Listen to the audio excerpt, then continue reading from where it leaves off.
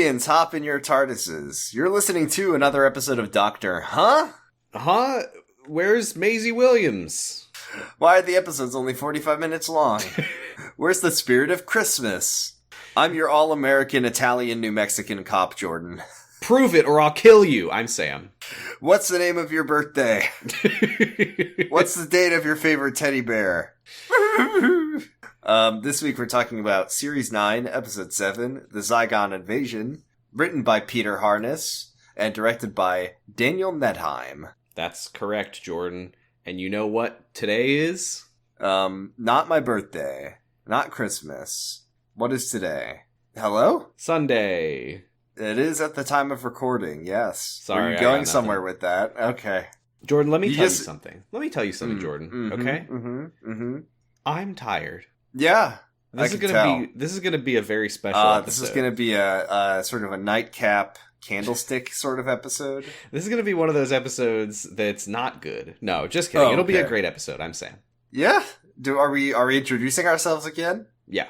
Oh, no. We already did that. No, it's Operation Double. We introduce ourselves twice. I'm so confused. I'm not following this bit. Well, neither am I.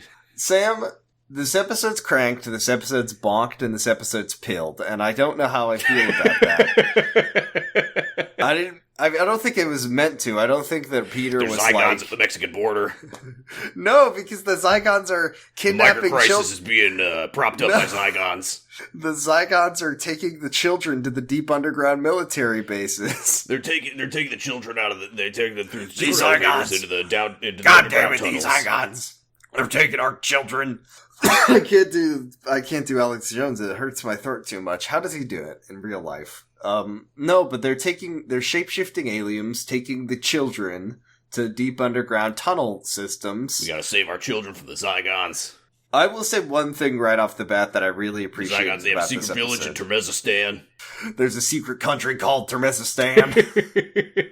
Just learned about it. The globalists built it for Zygons.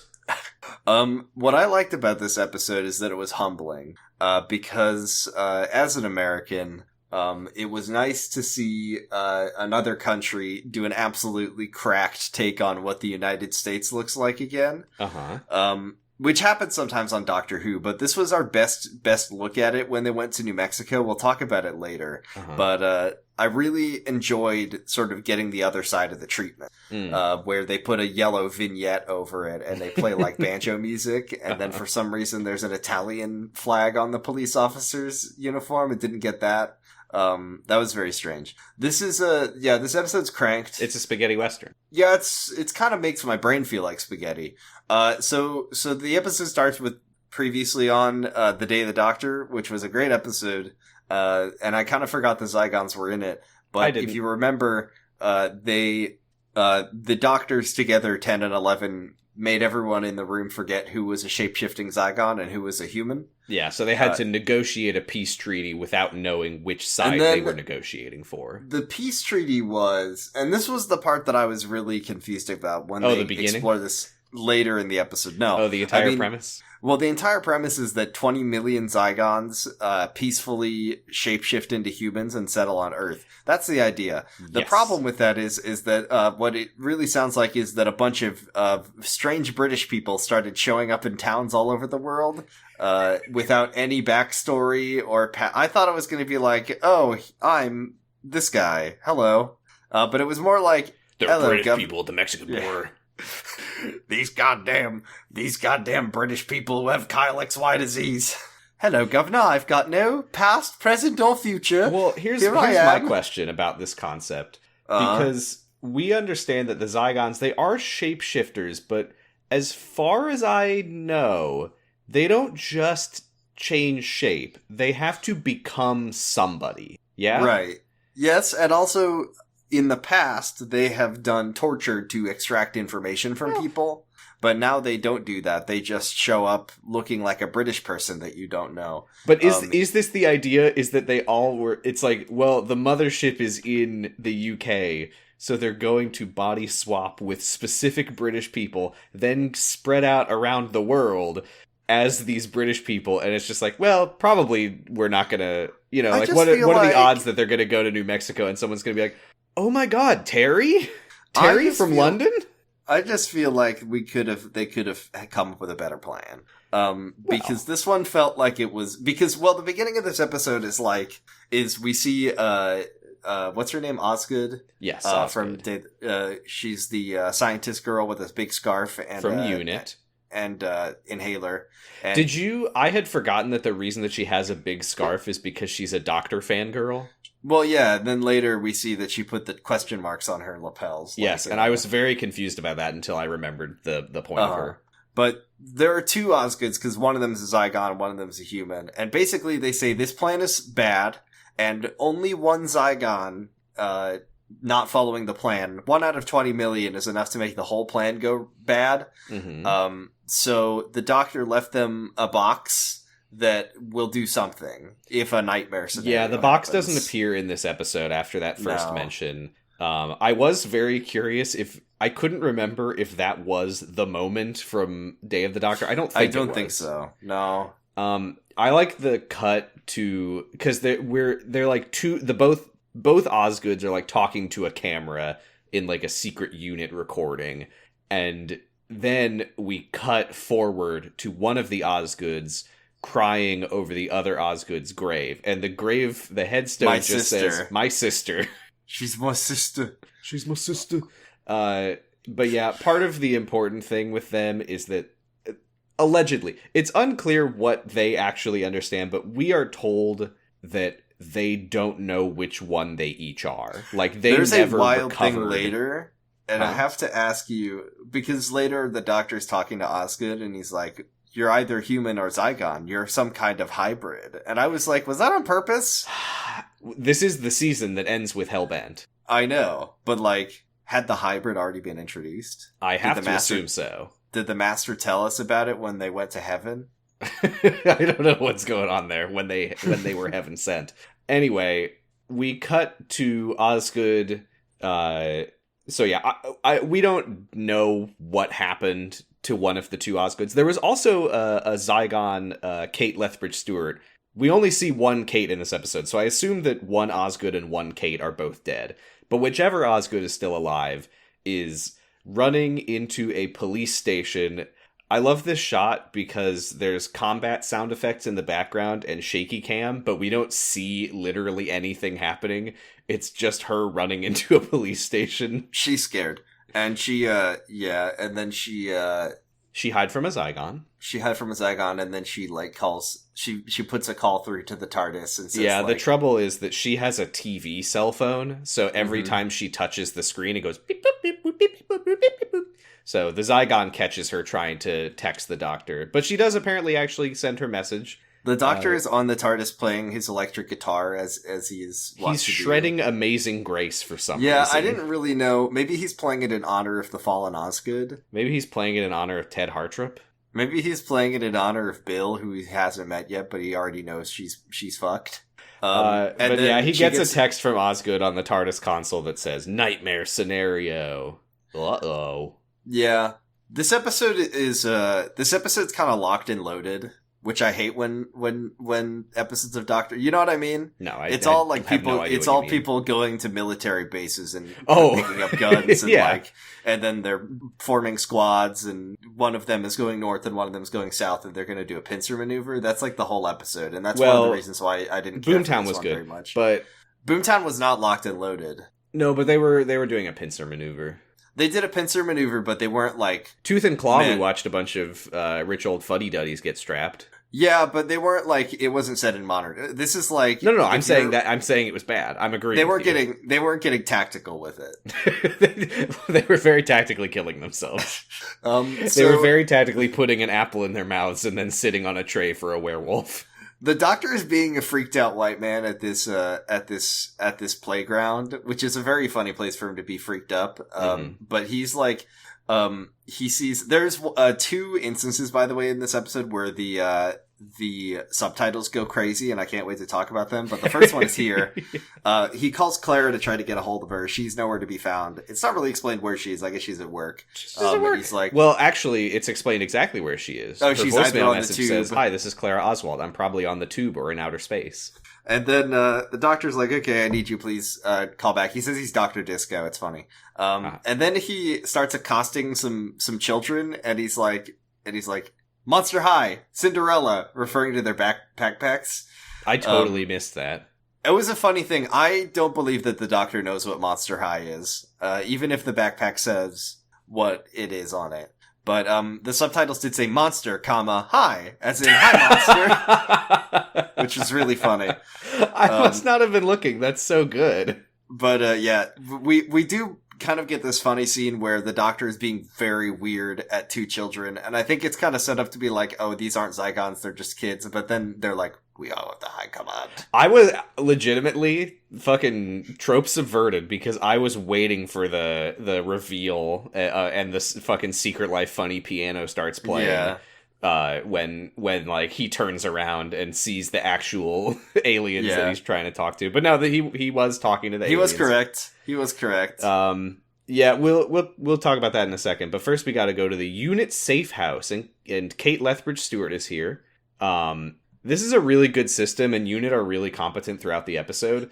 Unit has some really big brain moments because Kate is like, okay, she's talking to her assistant, whose name is Jack, and she's like, okay, Jack, we need to figure out which of the 20 million Zygons on Earth broke the ceasefire.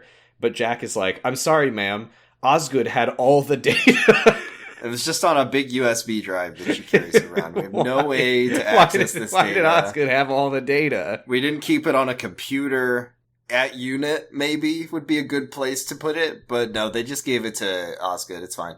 And then we see the footage of Osgood being got by the Zygons. Yeah, we also meet Unit Colonel Walsh, who we will see more of later.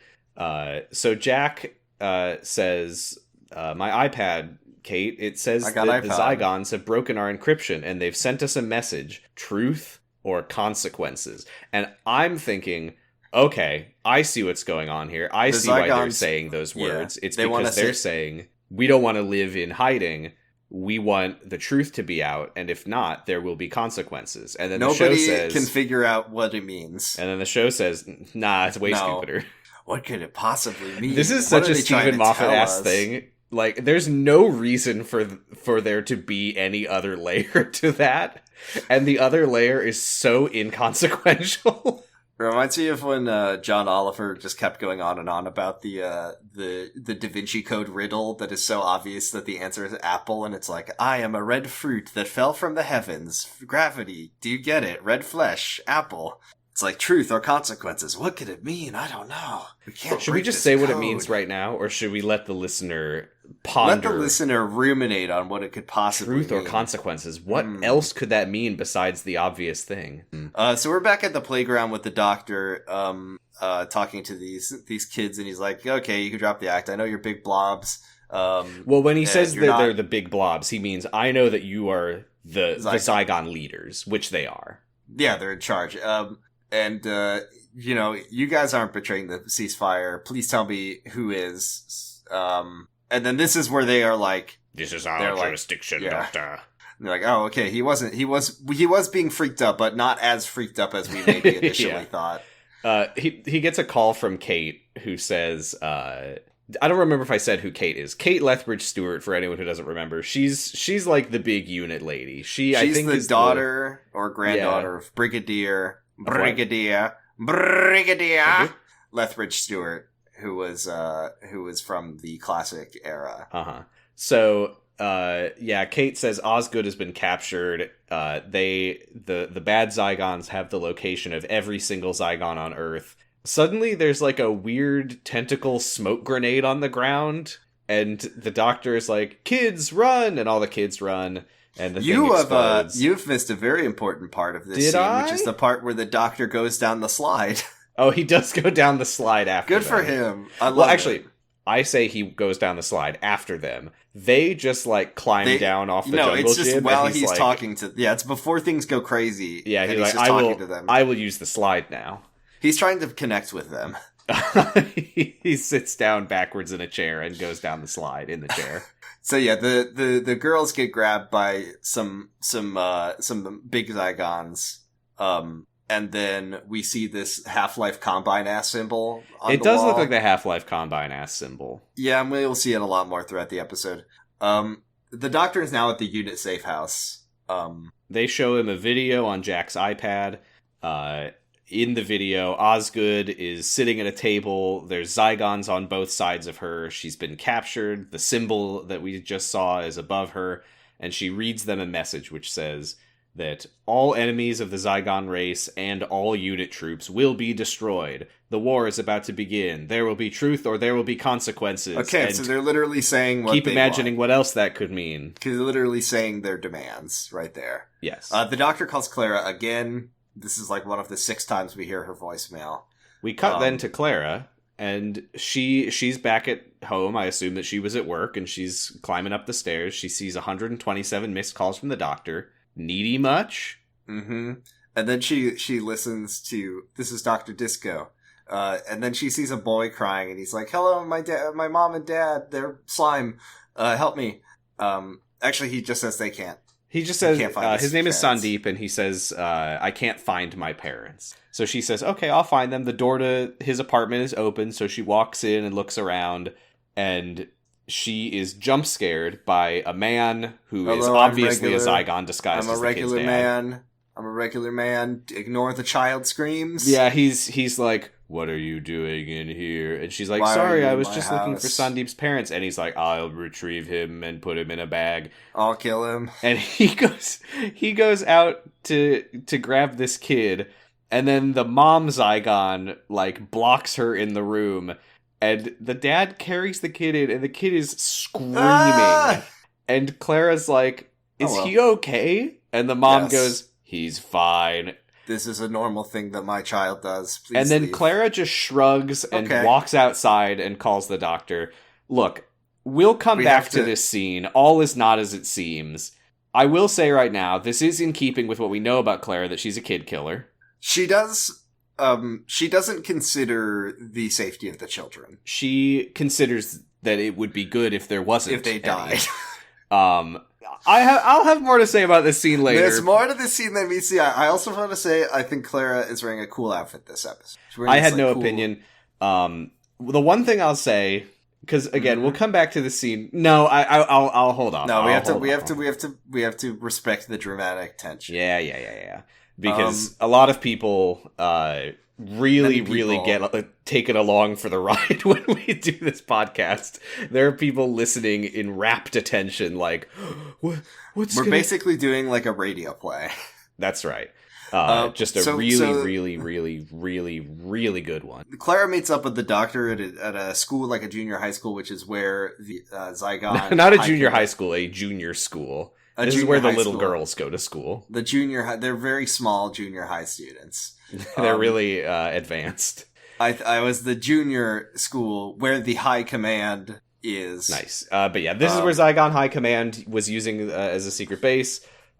Kate explains to the Doctor and Clara that part of the terms of Operation Double was that the Zygons would be allowed to bring their entire hatchery of 20 million Zygons onto Earth and permanently take the form of the nearest available human beings, which, for the record, is about 1/3 of the population of the entire UK. Absolutely bonked. How did that happen? I don't want to, sit here and, this premise is so wild, but what did they just, 1 in 3 humans living in the UK was, pulled aside. Yeah, hey, can you come here for a second and look at this big tongue? Okay, go back about your day, please. Have fun. Just another day in the United Kingdom. What does it mean? How does it work? And then what? Did they fly them out? How did they get from point A to point B? How did they end up in old New Mexico? How did this happen? Spaceship. What did they think was gonna happen here? Spaceship. And literally Osgood is at the beginning of the episode, if one if 1 in 20 million decides they don't like this arrangement. Not even that. It's not about the arrangement. It is if a single Zygon, like, attacks a single human, the treaty is off broken. And it's open season for Zygons and humans. This is the worst. This is maybe the worst treaty that's ever happened. It's not. That's not a treaty. That is this like is the thing. This is the thing. This is the thing. This is the thing. Yeah. They didn't know which side they were negotiating for, and both sides assumed that they were negotiating for humanity, and they were like, "Let's really fuck shit up." Let's fuck shit up. They were they both thought both of them thought they were Zygons, so they were both like. I guess this is the thing. I don't know which side is more fucked over by this situation. I don't know. It kind of sounds like the humans got the raw deal to me. I don't know. It feels like they did get a very neutral deal in that both sides are really not going to like what happened. To me, like it kind of feels. It's sort of like a classic lose or a classic no-win situation with a twist. With a twist, basically, to me. Some people will not know what that means. That's okay. So yeah. There's like a radical faction developing within the 20 million Zygons, but it's okay. We promise it's fine. It's gonna be fine. There's also a line here. Oh, I don't think that we talked about it when they're talking to the little girls or when the doctor is at the beginning. He says like, I think that there's like a radical faction within the Zygons, and they say like. It's the younger Zygons. We've got it under control. These damn kids. They don't get it. These damn kids voting Labor Party. There's also a line here that I had no idea what to make of it, where Kate says, he left us with an impossible situation. And the doctor says, oh, do you think that the 2 Zygon commanders were helping him? The 10th Doctor. The War Doctor. Yeah, I have no idea what they were talking about there. Granted, we are missing context. Well, I don't know, because the previously on only showed stuff from Day of the Doctor. I don't know, so but like surely the fate of the Zygon Kate and how one of the Osgoods died, that must have been in the show, right? It had to have been. I don't know. Maybe it was an audio drama. Maybe it was a 3-minute webisode of one of the Kates getting her brains blown out and turning into a tongue. One of the Kates just didn't look both ways before crossing, and she got hit by a car. Gets hit by a car and just becomes a big red guy. Becomes Grimace. She gets hit by a car, and the other one covers her up with a big blanket before she can either change back or not, so no one will ever know who the real one was. They're Red Grimace, though, right? They're big tongues. Another thing I enjoyed. The other thing I enjoyed about this episode is that no one is able to accurately describe the Zygons. Because some people call them blobs, some people call them reptiles, which is incredibly incorrect. That one was weird. Like, that is the last thing that would come to mind. Scale to be seen. They look like hyper-realistic Patrick Star. They basically look like a big iguana, but red and shaped like Grimace. It's kind of like if Grimace grew little suckers, but like, why are those suckers there, by the way? What do they do with those? Because they only are like along the border of their head. So like, what did they do with them? Suck. They use them for sex. Yeah. So they Kate, by the way, mentions that the 2 Zygon commanders have been very uncommunicative since Osgood disappeared. And we'll get more on her disappearance later. So we go into the command control room where there's this big, organic, It looks like a mind flayer computer. Yeah, sure. And he calls it a control polyp, and it's wet, and it's a computer. The doctor does imply that he's like had sex with a Zygon when he was younger. Okay. So he starts touching it, and Clara is like grossed out, and she's like, "Do you want to be alone with the computer?" And he's like, "It's a command computer. You activate it by titivating the fronds." And she says, "You look like you're enjoying it." And he says, "Well, I snogged a Zygon once. Old habits." And then the computer literally moans in pleasure.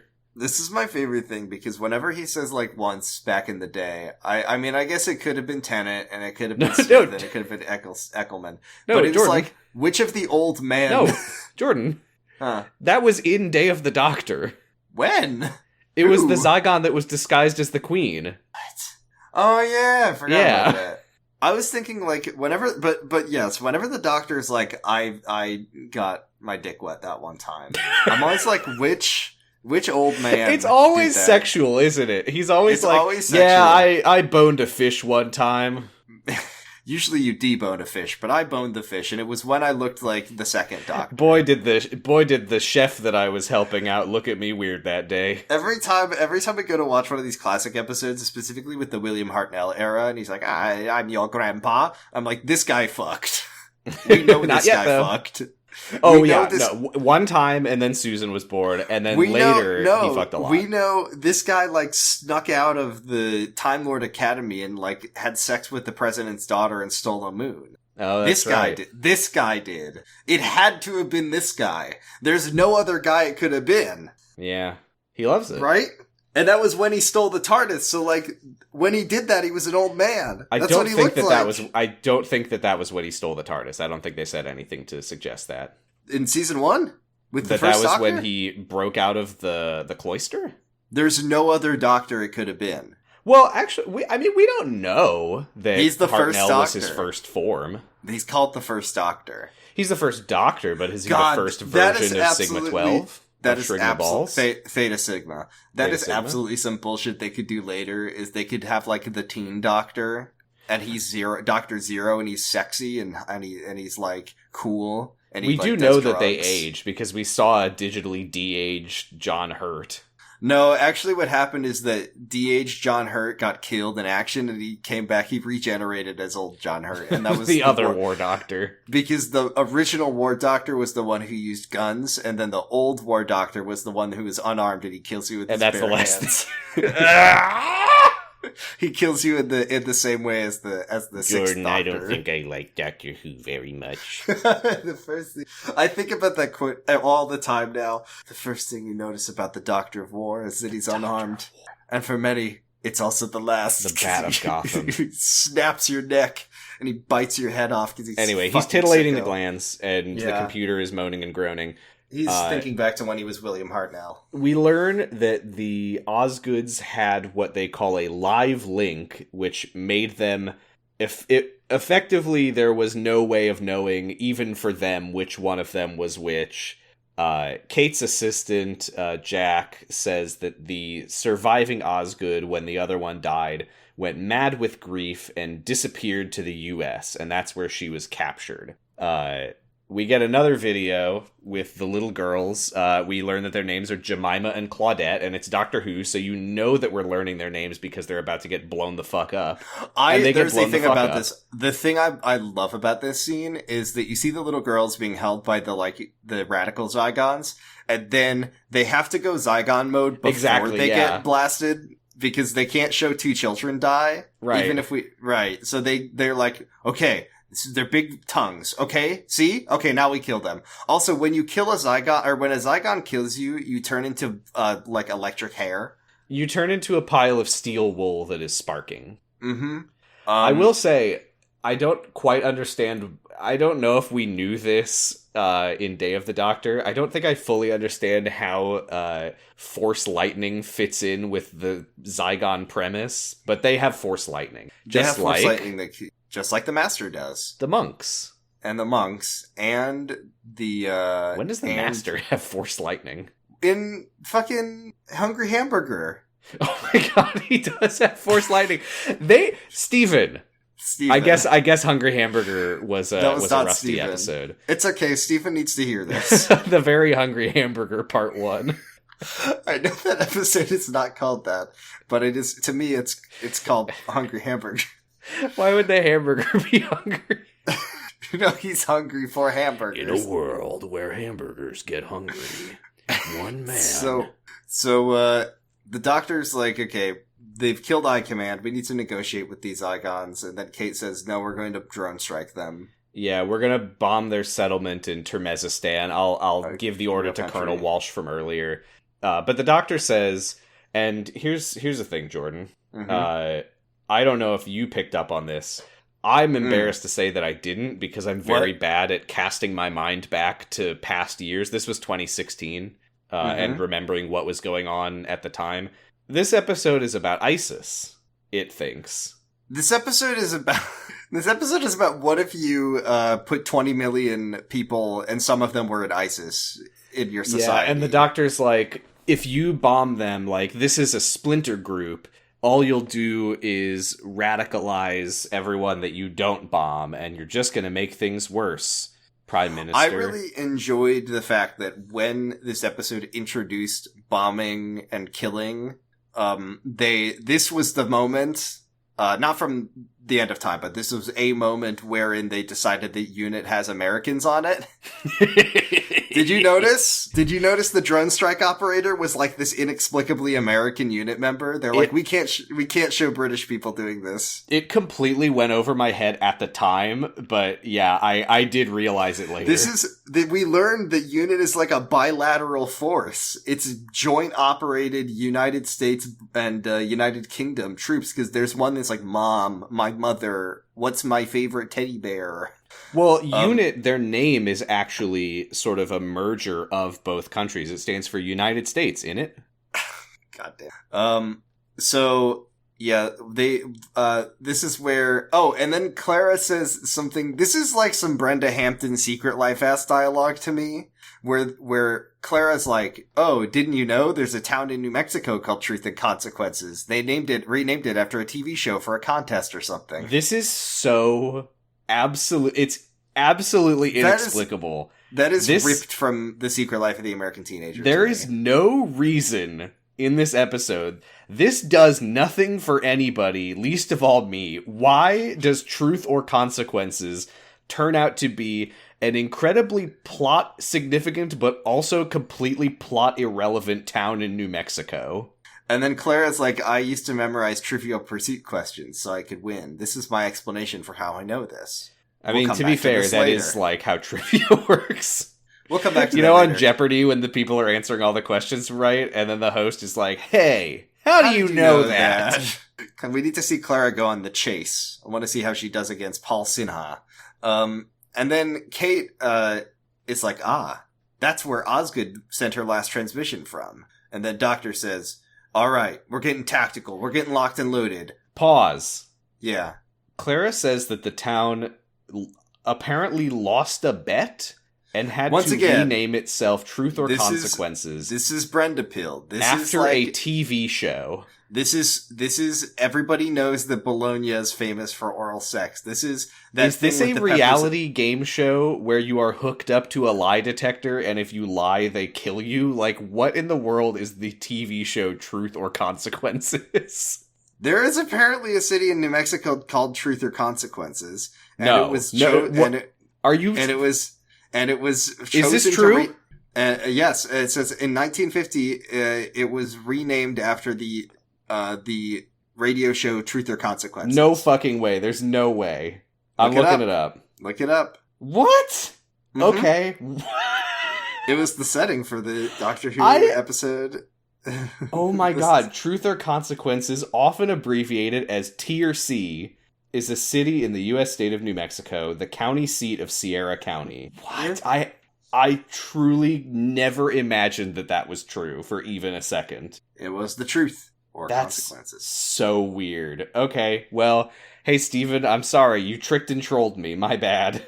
So wait, what? It was a radio show? It says he would air...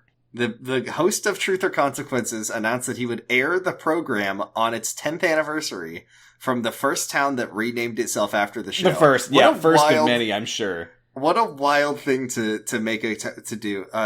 Anyway, there's a big to-do about it. There was a beauty contest, a parade, a stage show, and now every year they celebrate the day that a guy did a radio broadcast from their town. That is so bananas. I am okay. All right. Well, so they all get locked and loaded. The Doctor says we're going to do a global. We're going to do a global pincer maneuver. I'll go to Turkmenistan. I'm sorry, I forgot. Now you're going to tell me Turkmenistan is real. Yeah, it renamed itself after a fake-sounding country. And then because they wanted that. The Doctor and Kate are going to go to Turkmenistan. No, Kate's gonna go to Truth or Consequences. He's gonna go to Turkmenistan, and Jack and Claire. I just searched for Turkmenistan to make sure that it's not real, and something came up, and I was like, "Oh no!" But it was just correcting. Did you mean Turkmenistan? Turkmenistan, yeah. Thank God. And then terrifying moment. Okay, so he's going to go to Turkmenistan. Kate's going to go to Truth or Consequences, and then Jack and Clara are going to stay and get locked and loaded and protect the country from scary monsters and the Zygons. And the Zygon. Who's Jordan, the real scary monster? Yeah. Did you know that the Doctor was the president of the world? Well, I knew that he was the president-elect of the Time Lords. But his political aspirations have grown because he apparently at some point became the president of the world, which I'm assuming was just like a funny, like, I'll help you out, unit, if you let me be the president of the whole world. Oh, maybe. I refuse to believe that, like, there are humans on Earth who are like, Mr. President. I think this is just a Doctor being wacky thing. You're probably right. But he does have a plane. And then we learn... so the Doctor gets on his plane to go to Turkmenistan, real country. And then Clara is like, hey, how many guys does UNIT have? And she says, we can't recruit from the army because we're secret. And Clara says, that's not a very good... What Kate is saying is sometimes they can, like, bring in actual people from the British army. But not right now. A mission like this is way too secretive. So, and in other words, the most important critical missions are the ones where we have the least staff. And they all are absolutely incompetent. Absolutely useless clowns. And then we find out... This is, the classic era reference alarm is screaming in my ear. Steven's like, I need to remind viewers of an episode they never saw because the audience is too young to remember it. But I think the real issue here is that anyone who does remember that would be yelling at the TV and throwing Why aren't things. they using the Zygon killing gas? Yeah, that was invented in the 1970s. We hear about a previous Zygon invasion in the 70s or 80s. Maybe that's a reference to the unit. I know there's like a unit time conflict, whatever. I don't care. But yes, a scientist developed a gas called Z67 that makes Zygons turn inside out. I assume this is a Colin Baker episode. We see all their organs fall out and they turn into blood paste.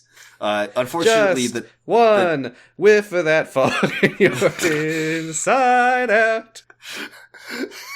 And then we find out the Doctor took it, so we can't use the Zygon killing gas, so shut the fuck up, viewers. I assume that he took it to get rid of it and not took it to get strapped. He's getting locked and loaded. Clara is like, okay, can we go to my...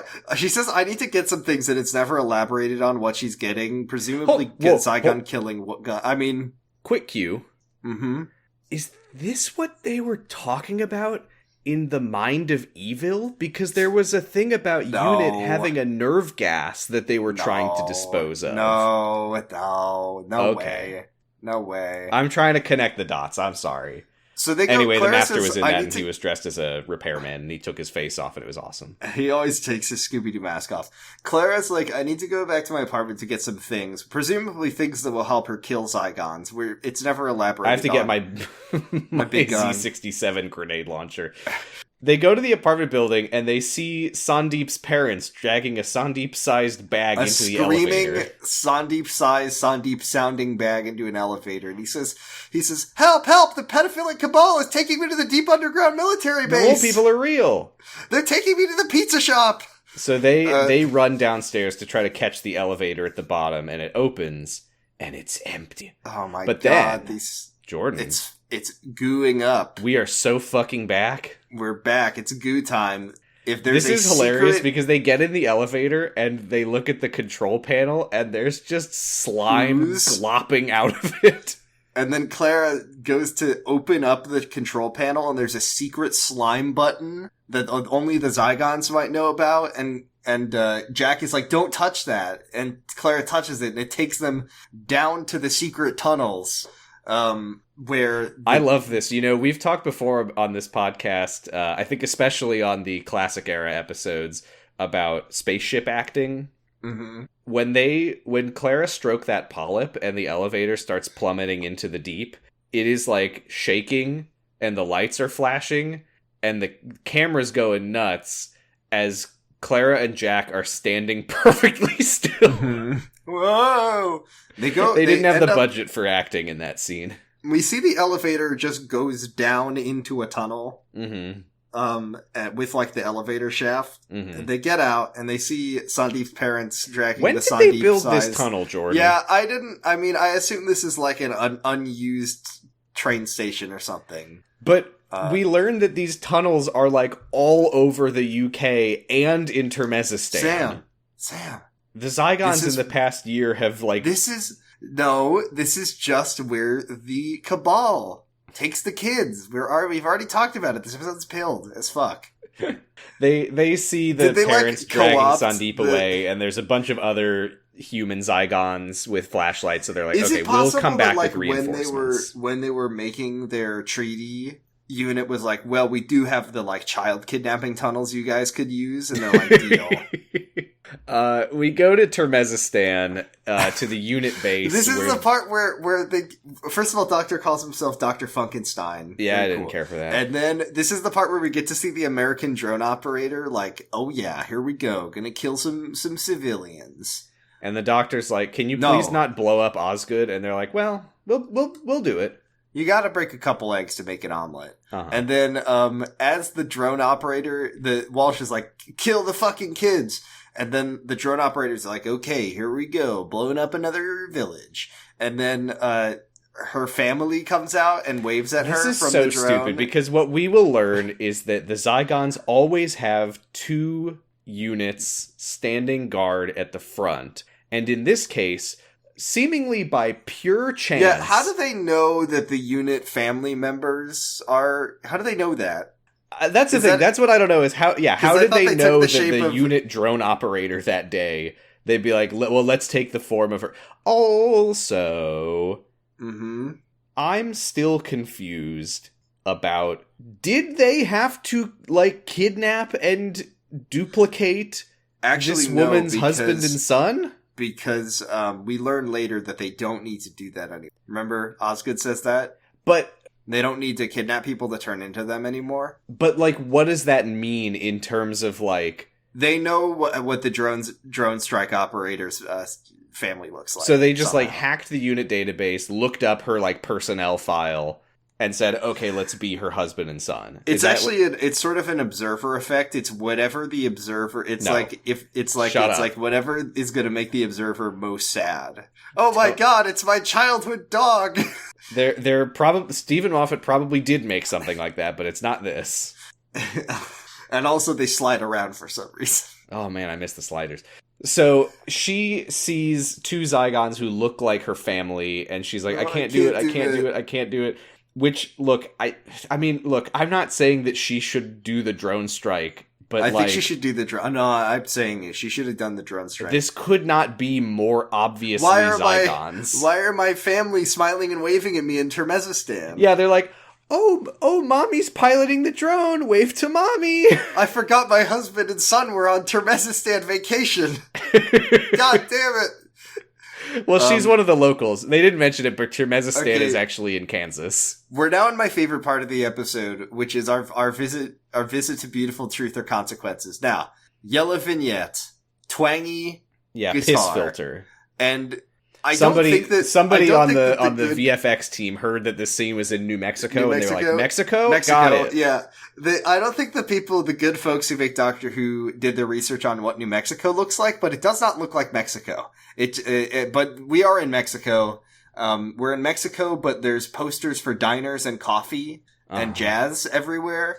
And there's a diner on every corner. We love it here. And then we see there's a voting box on every corner. There's a voting box on every corner, and Kate. There's no one to be found in Beautiful Truth or Consequences. So I'm so mad that that's real. Kate goes to the Policia station. It's the one that Osgood was running into earlier. Oh, there's a tumbleweed, but I think the tumbleweed should have been a big electric pile of hair rolling by. Foreshadowing. So she goes into La Policia. And we should note first that there's a sign on the wall on a building that says no dogs, and someone has also written with a marker humans. No British, right? They hate which, the British. Again, very American. We do feel like that here. Also, the Zygon Combine symbol is all over the walls everywhere. Yeah. And so she goes into the policia station that Osgood was in earlier, and it's all a mess, and there's signs all over that are like dead murders. Here are the murders of the day. Yeah, they're all British people. And then we get the realest American, just like good old America I've ever met, and I can't stress enough, she is wearing on her uniform the Italian flag. I swear to God. I didn't catch that. I need to prove, but I can't take screenshots because of hardware acceleration. But let me just make sure it's green, white, and red. Or is it red, white, and green?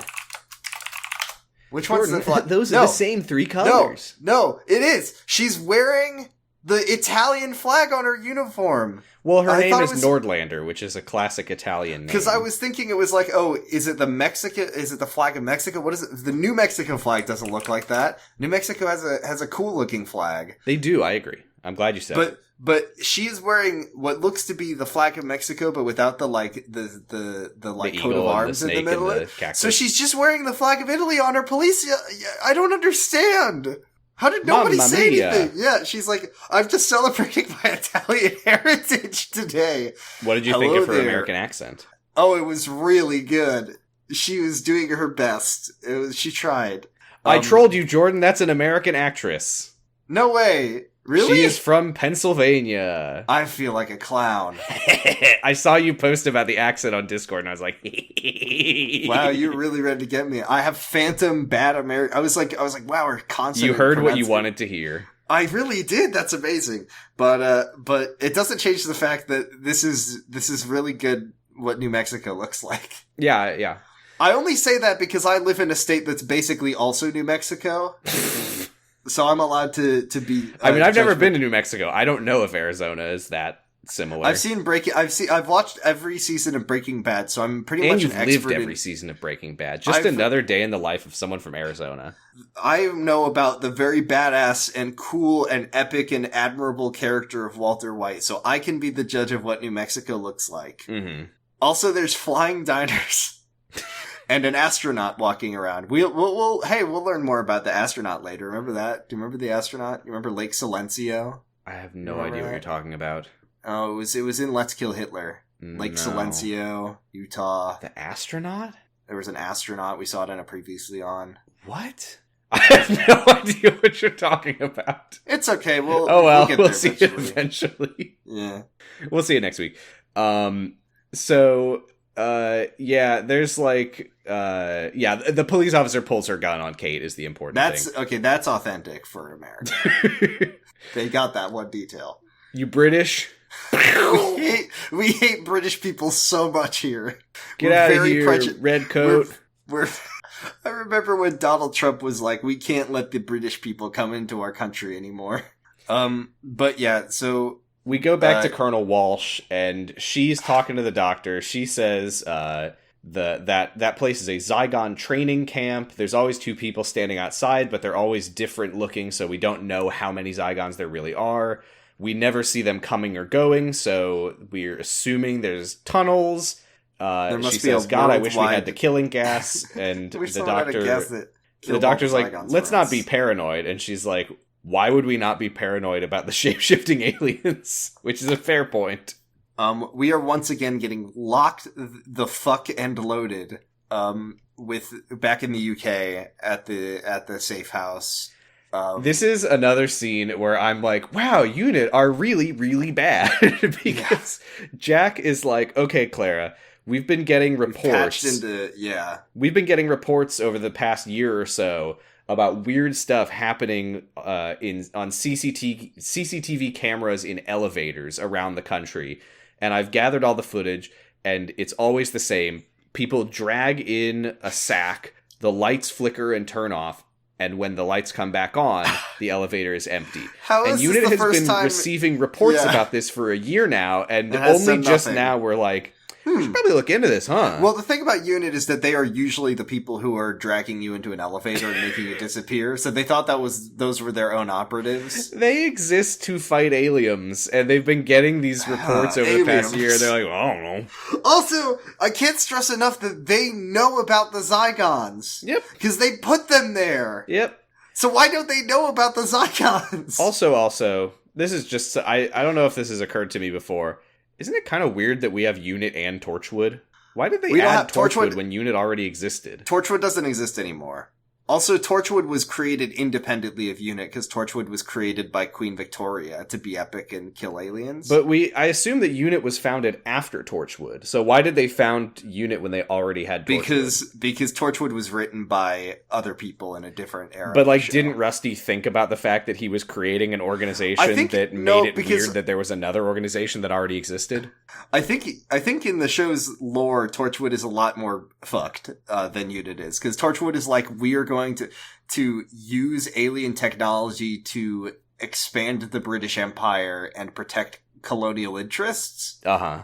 Whereas Unit is like, what if cops could shoot aliens? I haven't seen Bright. I've heard it's good. I'm sure it's really good. I thought Bright was like, what if cops would shoot ogres and stuff? Oh, that's right. They're fantasy people, not sci-fi people. Anyway, Bright is what if we did Artemis Fowl, but even stupider. So, the New Mexico cop, who I don't remember if they say her name. The wiki says that her name is Nordlander, a classic Italian-American name. She's calmed down. She starts expositing to Kate. She says, 2 years ago, the Brits arrived. They all just showed up. They had no money. They had no possessions. They were all kind of weird. We welcomed them into our town kind of begrudgingly, and everything was okay for a little bit, but they started getting into fights with people, and then people started murdering them. I have to assume I've been watching Twin Peaks for the first time lately. And I think that maybe the reason that Twin Peaks is like that, I haven't finished the show. I think maybe they're all Zygons. Because everybody in yeah. I mean, have you ever seen Twin Peaks? I've seen like 4 episodes.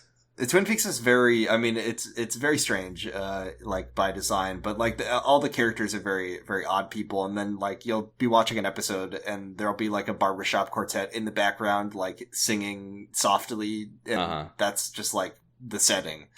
So the idea to me of like, what would happen if like 100 weird, strange British people showed up and just settled in your town. Mm-hmm. And also, we learned that I always assumed that the Zygons were like master like impersonators, that they would like blend in just fine. But apparently, this is the thing though. Is they're impersonating British people. Here's my question. I have a really good idea. So. Okay, to say the actual thing, these are like Zygon children. So they like don't get, they haven't been trained So maybe first of all, they should have trained them in their training camps. Now, second of all, if only there were places around the world where an influx of British people would not raise alarm or suspicion, like maybe Australia? Maybe South Africa? Maybe Jordan. Yeah. Uh-huh. Oh my god, we didn't talk about it. Oh my god, how did I forget to talk about this? The scene where the doctor is fondling the computer and doing gross things to it. It like pulls up these reports on what happens to the Zygons. How did I completely miss this? Oh my god. The Zygons, there's a report on the Zygon computer, which is that the Zygons took human forms and dispersed across the planet, and they went to the Mexican border, they went to Australia, they went to North Africa. Like, this episode, this is what I was talking about earlier. How did I forget to talk about this? This episode is suggesting that all of the migrant crises around the world are Zygons. were largely because there were Zygons trying to find places to live. This was what I was going to say about this episode, is that you were saying ISIS, and I was thinking watching this that is like, is this supposed to be like a metaphor for immigration? But also very good allegory if you're like, also the immigrants will form ISIS. But it's like, you didn't... I get that, like, this is a thing that sci-fi is good at, is taking concepts and doing allegories and stuff. Also, it's so strange to be like, let's do an allegory for migrant crises, but in the process, implying that the real ones that are actually happening not because there are, like, things that people are fleeing as refugees from and seeking asylum, but because they are Zygons. Also, let's create a story about a migrant crisis and we'll call it the invasion. Yeah, it's like, you know the thing that right-wingers say about the people who are coming to the United States from Mexico? What if not only was all of that true, but also they were aliens who could kill you with lightning powers? Also, they're all white and British. Yeah, that's the really confusing thing, is like they have like an image. I really don't know how I forgot to talk about this at the time. They're like showing images of like sort of blurry out of focus shots of like big lines of people like walking to the border and stuff. And it's like, yeah, and they're all white British people. I mean, we're assuming they're white. There's no reason for us to assume that. They're British people. I have to assume, I haven't seen it, but I have to assume this is what Us is about. I'm going to assume that it's not. I'm pretty sure that Us is about the Zygon Invasion. I'm sure that people who have seen that movie and really like it are like, they're like throwing darts at a picture of me right now, as they always are. Right. Anyway, you don't just suddenly start throwing darts at a picture. You throw darts at a picture that you already have on a dartboard. Mm-hmm. Just like I should take a couple shots right now. Okay, we are back at Terminus. I almost hit the real one. We didn't actually finish talking about the. Yeah. They started killing the British people who are actually Zygons, and then one day there was like a car accident, right?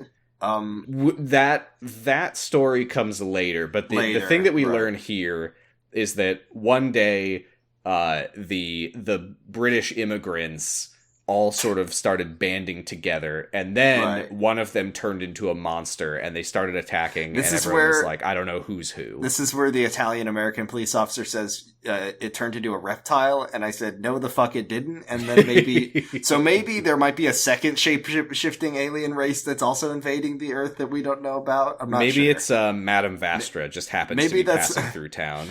Maybe that's just the friendly neighborhood reptoids that have always been that also exist. Yeah. They built the tunnels, and they're working together with the Zygons. Wait a minute. Co-written by David Icke? Oh, no! No wonder this episode's so bonked. And then... we're back in Turkmenistan. The Doctor goes with the unit troops to the Zygon village. Colonel Walsh says that they have 30 minutes before they airstrike the place. I don't know why that's a plot point, but there you go. The Doctor's gonna look for Osgood while the unit soldiers keep the Zygons busy and kill some of them, probably. He says kill as few of them as possible, but he's like, you know what, I'm not holding the gun. I wash my hands of this.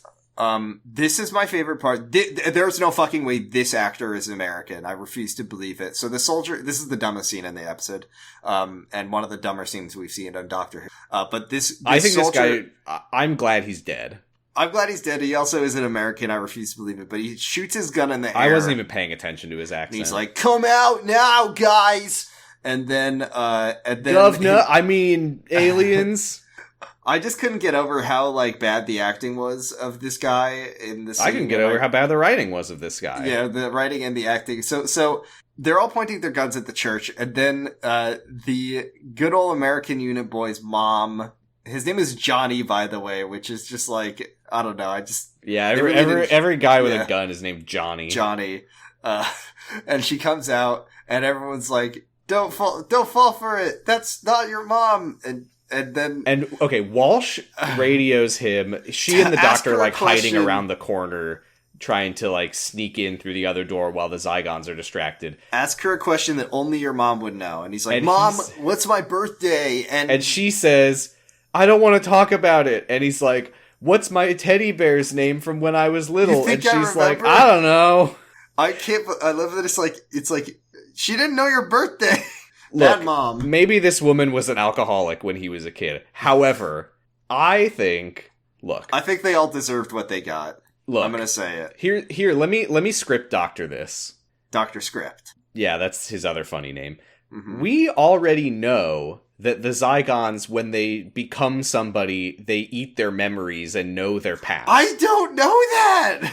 What's that? I'm not sure about that. No, that was in Day of the Doctor. But then why are they doing this? Why doesn't she know? Here's my thing, because I think that this is very stupidly written. Here's my script doctor. Colonel Walsh says, ask it a question only your mom would know the answer to. He asks it the question. It answers the question correctly because it knows the answer. And then the doctor tries to tell them, no, that doesn't prove anything. But he's already following her inside, and then they, like, hear his scream. Scene fixed. Because this episode does something very strange, which is that such a huge part of the fear and paranoia of these aliens is that they know the lives and personalities of the people that they become. That's, like, why it's so freaky and like, difficult to deal with, because they might know everything that you expect them to know. But they just drop that plot point from the Zygons completely. I don't know if they do, because I thought that the whole point was that these are, like, baby younger Zygons who aren't properly Zygoned or something. If that's true, then it's just a complete gigantic inconsistency that it, like, if that inconsistency is intentional, it makes the Zygons worse. So yeah, I would also correct that shit. So all of the unit soldiers, their favorite family members, come out of the church and are like, hey guys, come in here, it'll be really cool. And then they all lower their guns and are crying. Yeah, and the mom is like, please, Johnny, don't kill me just because I can't remember. And she says, like, we have proof. The Zygons took us hostage. We have proof inside. Come with us. And Johnny's like, I know that you're not my mom. And she's like, Johnny, don't kill me. I love you. It's okay. I forgive you. Do what you have to do. And he's crying and he lowers his gun and he says, okay, show us this proof. Let's get inside. And Walsh is screaming at him over the radio like, don't go in there, Johnny. Don't go in there, Johnny. And he just follows the aliens in and they go into the building. And I'll come back. I'll take a step back in a minute, but they go into the building about 3 seconds after all the unit troops go inside, and they find immediate piles of sparking steel wool on the floor. They are killed immediately. To the point that it raises the question of why didn't the Zygons just kill them on the front doorstep anyway? Also, where did the Zygons go? But yeah, look, I know that it would be hard for Johnny to shoot someone who looks like his mom, but when you start asking questions, prove that you're not a shapeshifter, and she goes, no, Johnny! I also really At least in the foot. This bad editing moment to me, where after the unit guys run inside and Walsh is like, no!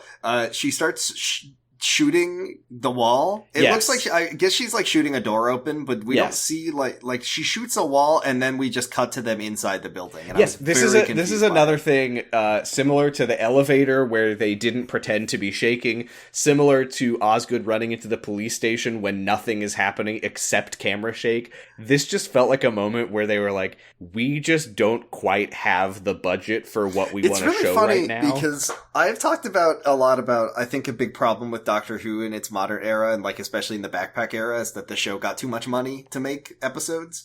And I feel like here they're trying to do Chibnall level storytelling. And I don't want to say that because that sounds like the storytelling. It's like Chibnall production with like rusty budget. Like it doesn't work. They don't have their ideas are too ambitious. They're too locked and loaded this week. Yeah, what we see is that she just turns and shoots something off screen, and then it like cuts to them inside. And it's like a radio play. I can't believe you shot the door off its hinges. Right, and we have to assume that she like shot the lock open or whatever. Just have her kick a door open. Too much. Too hard.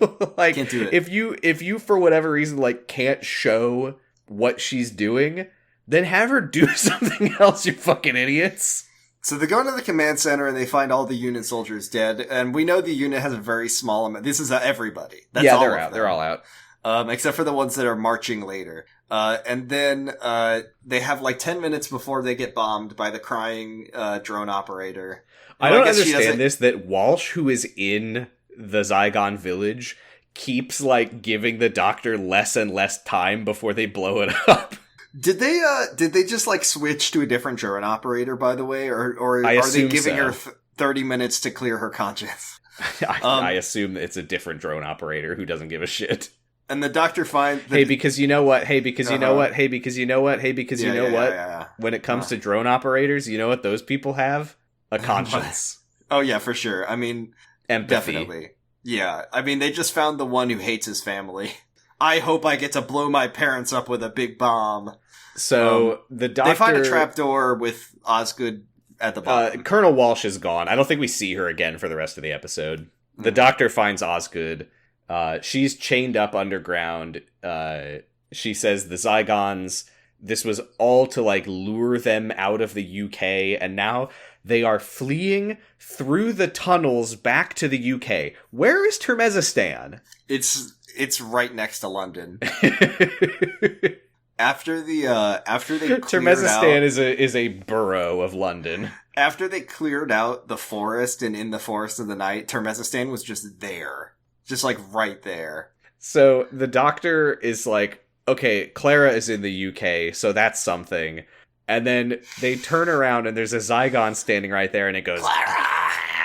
And then I thought he died because the bombs happen and he gets crushed by rocks. But then at some point they just like put him in the Hannibal Lecter dolly. He just gets clonked. I do want to talk about the fact that Colonel Walsh is absolutely trying to kill the doctor because she's like, you've got 10 minutes. And then about 45 seconds later, she starts the bombing while he's still in there. And he just kind of is like, 10 minutes is a lot shorter these days. And it's like, are you not concerned about the fact that she ordered them to do a drone strike while you're inside? He does not care. He's like, whatever. They're doing what they got to do.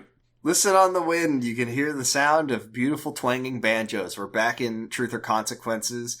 And Kate is shown the population who have been turned into sparking steel wool in the dumpsters. Very courteous of the Zygons to clean up after themselves, by the way. Yeah. And then that's that scene. They're all dead.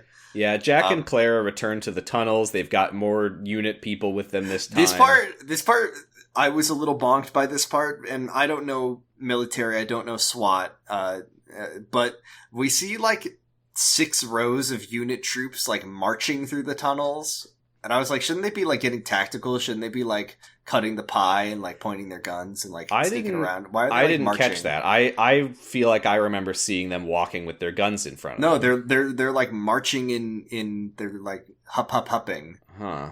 It's very odd. That's not what I remember, but I'll take your word for it because you watched it earlier. Anyway, earlier today, not earlier than. And then they find Jack is like, you know, Clara, it feels like everything is coming to an end, and Clara's like, you're just middle-aged, haha. And then they find a red glowing Smucker's cave. Yeah, back to that later. The doctor and the unit people bring the Zygon back on the plane. Did they just was the drone strike just not all it was cracked up to be? Doesn't matter. Like the doctor, there was one rock that fell on the Zygon. I thought they were gonna like bombard this entire village into dust, but apparently they dropped one bomb enough to knock out one Zygon. That knocked out one Zygon. They just dropped a big rock. Also, there were... Oh no, that's right. They fled through the tunnels. Never mind. The doctor leaves Clara a message. I do like that he just says, change your voicemail message. It's getting boring. I didn't think that the doctor's funny stuff in this episode was very funny, but I did like that one line. I don't think many of anything in this episode was very anything except stupid. So the doctor, they do have this, like, if you only classic Doctor Who fans will know, because the doctor's like, I like your question mark lapels. And then she says, you used to do that, Doctor. She turns into me for a second. She did not do that. That is not true. You used to have it, That is not what happens. She does not talk like that at all. I know. She's like, she's like, why did you stop wearing the question marks? And he says, I didn't. I still wear them on my underwear. And she says, makes you wonder what the question is, which... Silence will fall when the question is asked. The question is asked, meaning that the doctor's penis pops out. Did you ever learn what the question was? Yeah, the question was Doctor Who. Yeah. Okay, just didn't want to, just making sure. Because you said if the question was Doctor Who, that I think you said that you would end the podcast, and then that's what it was, so, oh well. Oh, I forgot. Okay, bye everyone. Dr. Bye.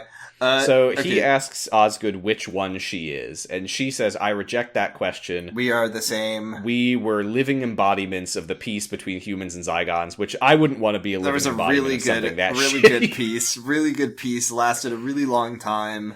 I don't get this, by the way. She's like, I will do anything to protect that, and that means that there will never be an answer to the question of which one am I. Am both I don't really get what that does for anybody. What happens is she says, I am both human and Zygon, and then the doctor says, you're some kind of hybrid. Perhaps the total brain power of all the dead Time Lords can figure something out about that eventually. Yeah, here, I'm doing more script doctoring. Cut that plot line. Yeah, get rid of that. Cut that very important plot line to the overall series. Can we just, make it so the doctor is like, me and Clara really fuck each other up a lot. Don't know why there was a prophecy about it. And he says, well, Osgood, I'm proud to know you, and I promise not to tell anyone that you're a human. And she's like, what do you mean? And he's like, well, Zygons can't keep the human body print going unless they keep the original around. And she says, that's not how it works anymore. We changed the rules. The script said that it doesn't happen like that. Why would you do that? Here, you can even say, well, first of all, we had never heard, maybe this is fucking 70s lore or whatever, we had never heard anything about the Zygons needing to keep the original to maintain the form. Why wasn't she couldn't they say some science technobabble bullshit? They have a biometric storage device now. Or just leave it alone and be like, well, we don't know which one she is. Why completely change how the Zygons work? Because then the Doctor Who faithful would be like, but I remember in the 1970s episode, the Doctor rips the Zygon's arms off because he was Colin Baker. That wasn't in the 70s. Oh well.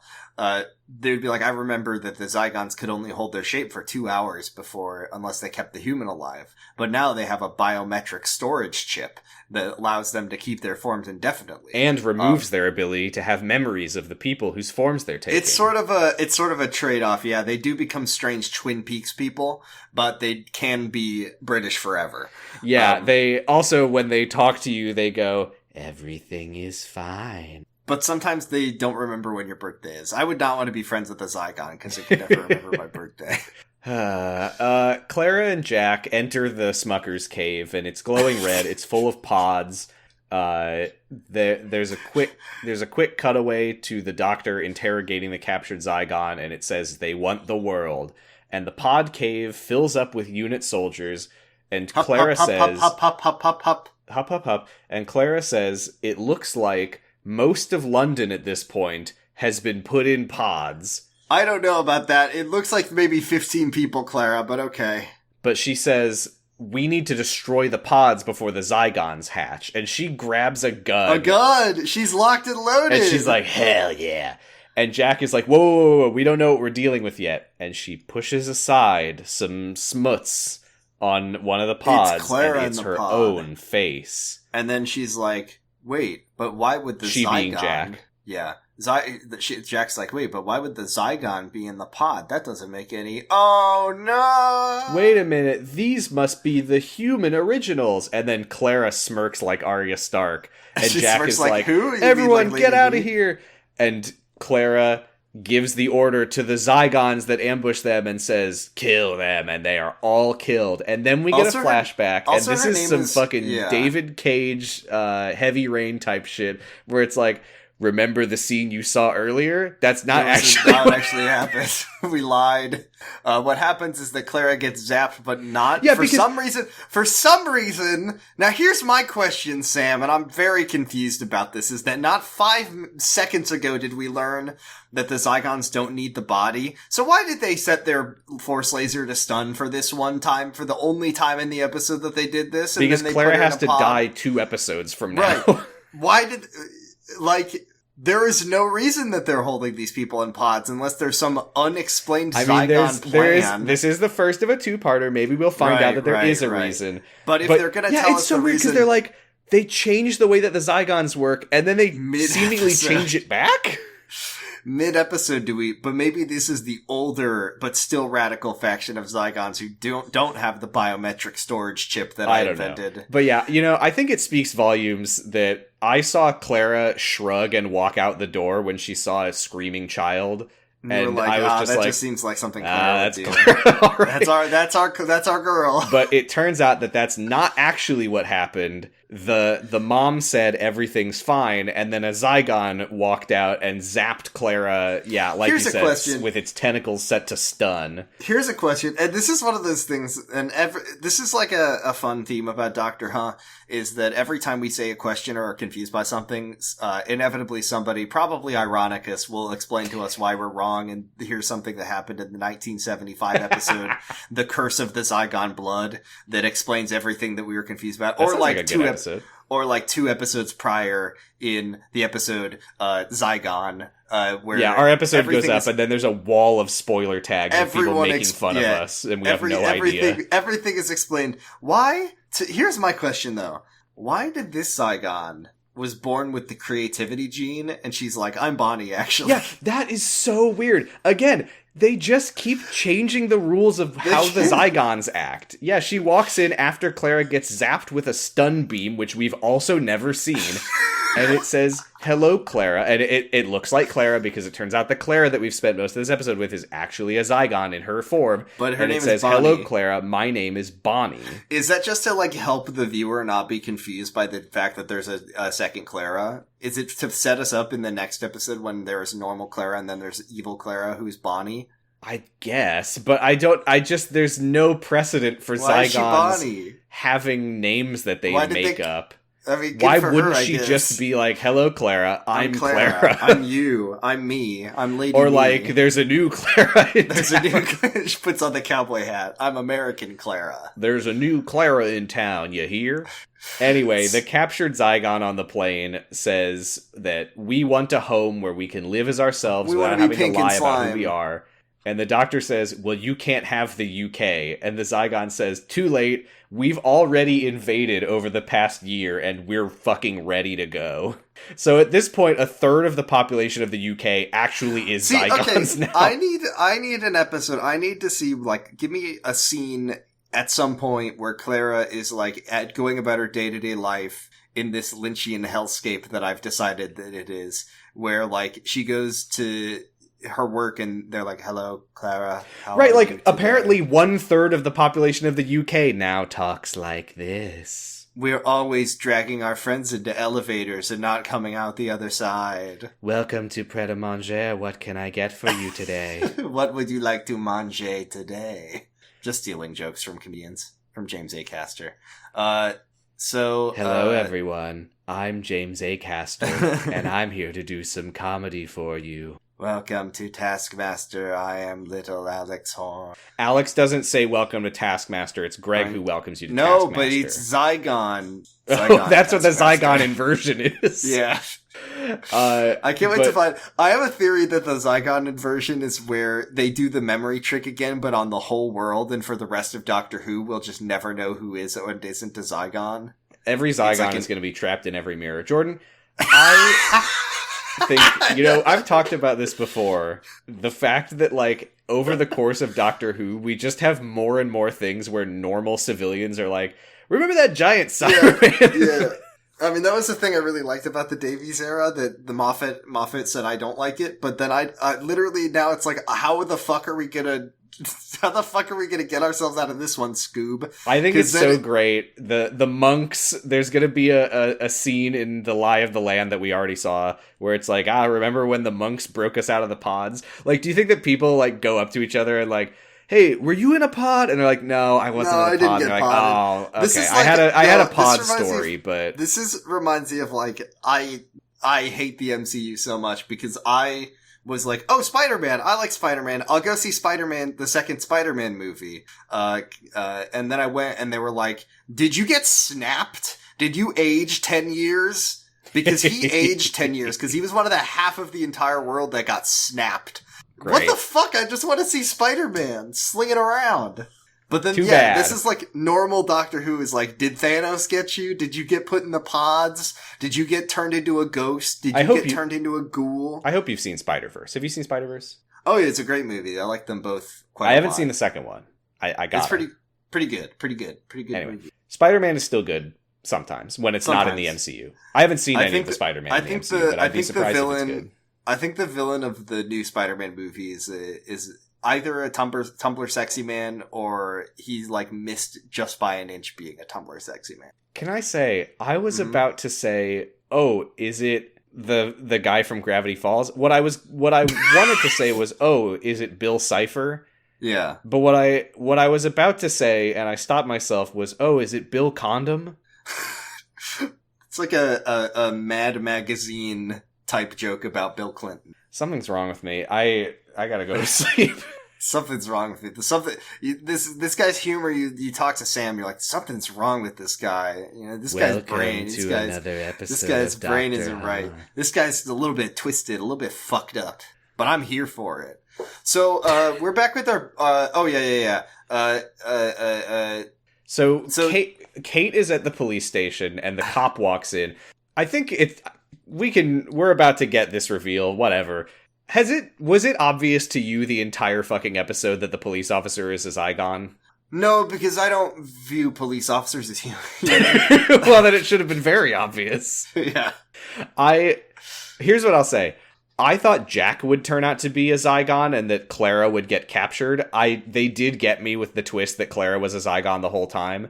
I could not have been any more like, oh, wow, no way. I'm the one human at the left reveal that the police officer is a Zygon. They didn't put me in the trash bin. They left me as a warning for the rest of the humans. Yeah, so she says to Kate, like, one time someone caught a glimpse of one of the Zygons in its true form, a child who hadn't learned how to preserve its body print, having been left alone to learn these things for itself. Didn't get the biometric storage chip. And word began spreading among the primitives that we were monsters.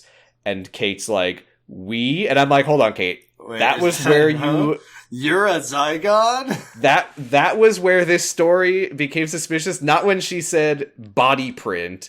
Not when she knew why the Zygons were having trouble. Not when she said primitives. It was the word we after all those other things. Kate's like, hold on a minute. Who's the real monster? And the police officer becomes a Zygon and raises its arm to zap her, but we cut away. Hey Sam, remember in the great video game Detroit Become Human when the fucked up experimented on androids are like, who's the real monster here? And then when you finish the chapter, it gives you an achievement for freeing the monsters, which is the androids. David I think this is the 100th time we've talked about that on our podcasts. I'll never not be... I think about it maybe once a week. This is the second time we've talked about David Cage, which is a bad sign for the writing quality. I really like that this episode we've been talking about both David Cage and David Lynch. Sort of one for the Davids. You've been talking about... I watched 4 episodes of Twin Peaks 10 years ago. I don't remember anything. For the record, don't anyone tell me that I should watch it. I know I'm gonna get around to it eventually, okay? So shut up. It's good. It's fun. I'll watch it eventually. So Bonnie, who it turns out is the leader of the Zygon resistance Splinter Why Cell, whatever. Why is she called Bonnie? Splinter Group. Why is she Cell. I got a special name and it's an evil name? It's not even like what I don't understand. Is it what? What should it have been kill guy? Yeah, it should be Zlara or something. But what? I just don't understand why it's what should we call this evil Clara? Oh, she's Bonnie. Why? Evil. Bonnie's a but bad name. She asks for a status report from New Mexico. And we see Kate, answer and say that UNIT's presence in North America has been neutralized. I guess that Kate Lethbridge Stewart is dead, or possibly stunned. There is absolutely no doubt in my mind that the cutaway from the Zygon and then back to Kate answering the phone is because Kate shot the Zygon and killed it. There is no fucking way in hell. Why would the Zygon take Kate's form to answer the phone? Just to sort of as a flex. It doesn't make any sense. The only reason that it would be Kate is for there to be ambiguity. The Zygons they get clout based on how cool of a person they get. So the real goal would be can you become the president? But Kate Lethbridge Stewart is in charge of UNIT, who's it's sort of like when the Master became Barack Obama.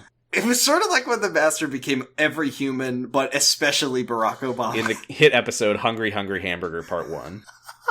I can't wait to watch Hungry Hungry Hamburger Part 2, where the Time Lords come back to tell us the true meaning of Christmas. I hate Doctor Who. Anyway, so, yeah, Kate, who is definitely the real Kate and not a Zygon pretending to be her, tells Bonnie that UNIT has been neutralized in North America, which, by the way, that means... Wait, sorry. They sent one person in North America. Yes, that is what that means. There was one of them. Yeah.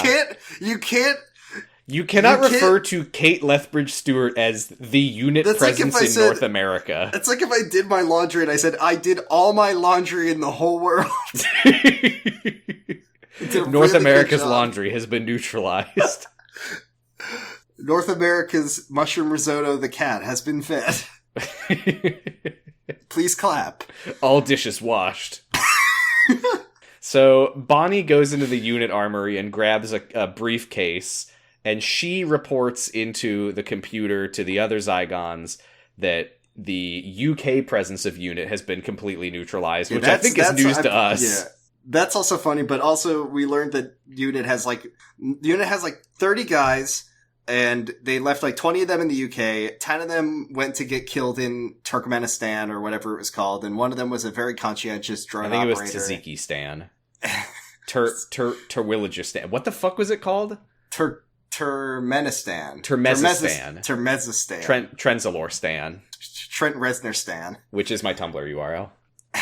I love Trenzalore, the Christmas planet with the town. I stand Trenzalore because I hate the Doctor and I want him dead.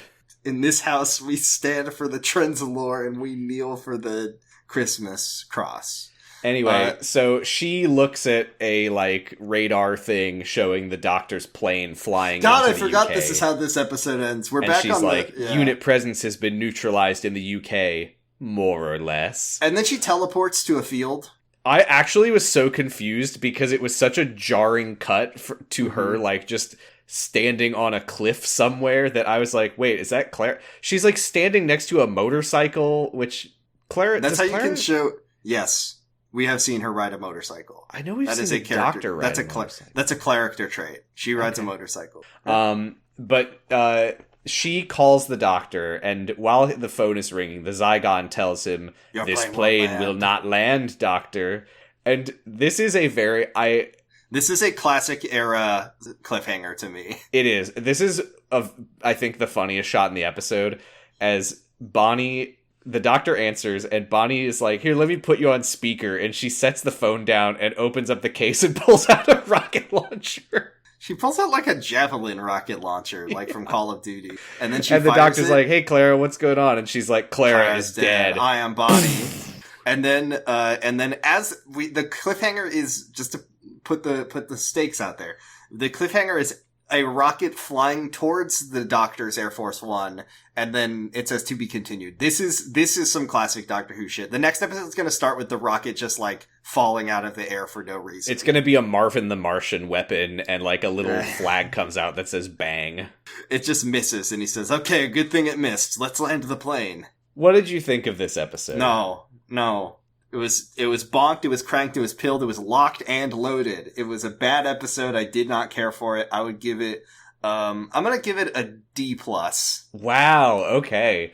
I didn't feel that negatively about it.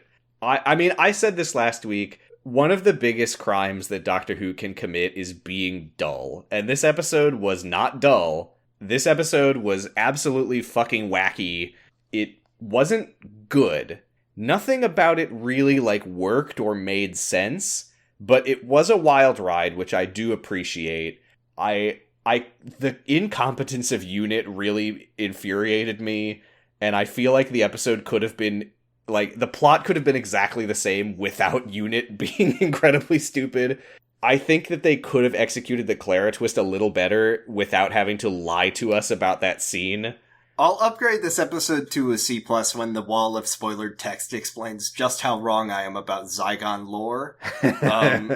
But for now, it just, everything in this episode was just like, and not in like an I'm interested way of like, why is this? Why is that? Why are they doing this? Why can they do that? Why are they able to do that? I don't understand the rules. It's like, it just, everything that happened in this episode was just like, I do not understand how the Zygons work. And I do not understand why anybody in the episode was doing any of the things they were doing. I just, there's so many, I'll use manager speak. This episode has a lot of opportunities, Jordan. I mean, I think the idea is cool. Like, what if there were 20 million secret shapeshifters on Earth? Yeah, and I just feel like every, like, part of it could have been improved. Here's one. What if instead of showing us Clara just being like, I guess the child is being, like, I mean, I don't even know what we're meant to believe that Clara believed in that moment. But, like, just don't show us that. I think it would have been better if we just didn't see that. If the parents, like, bring the kid back in, and Clara's like, okay, all good then. Or, what if that's not even what happened in the first place? What if this was never Clara?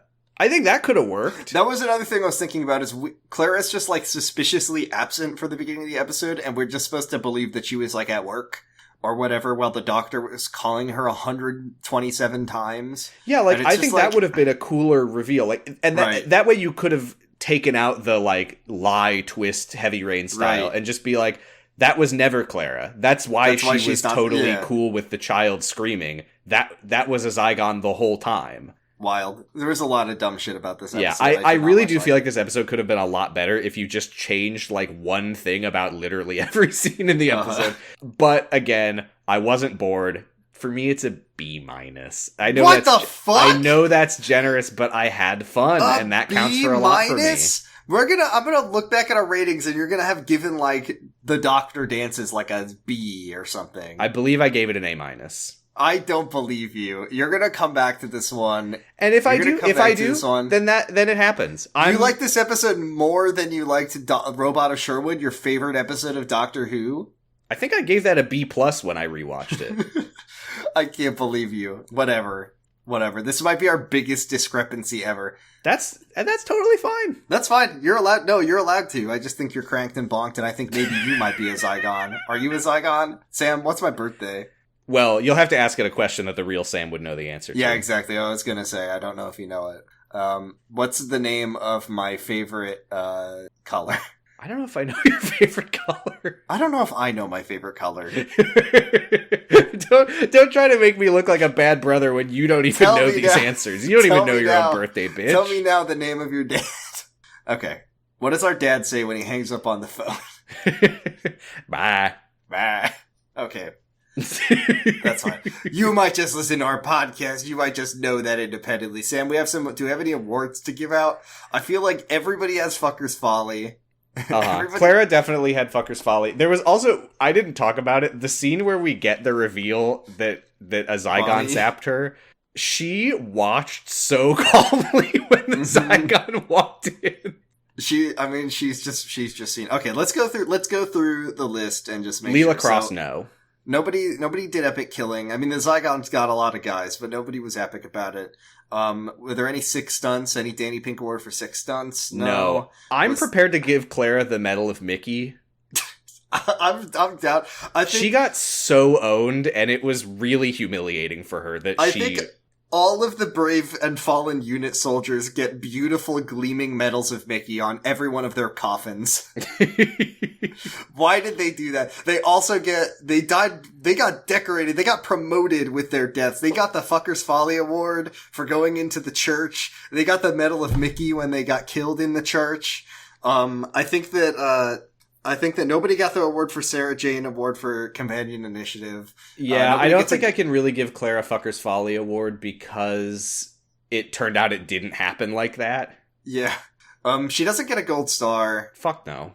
The doctor doesn't lose his medical license.